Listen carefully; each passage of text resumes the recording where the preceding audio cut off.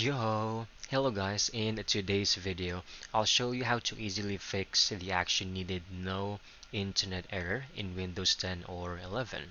Let's begin.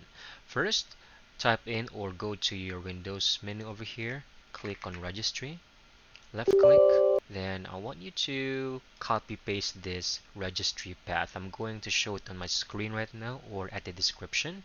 So here is the address bar. We're going to replace this with the path that I just provided on the screen. Hit enter, go to enable active probing, click on modify, and make sure the value data is set to 0. Click OK, and then we move on to the next registry path. Now do the same, just simply copy paste this registry path, hit enter. Now we're going to right click, choose new, and choose the word 32-bit value. Rename this to no active probe. Right click, same as before, click modify, and this time set the value data to number 1. Click OK. Once done, close everything, restart your computer, and now everything should now be fixed.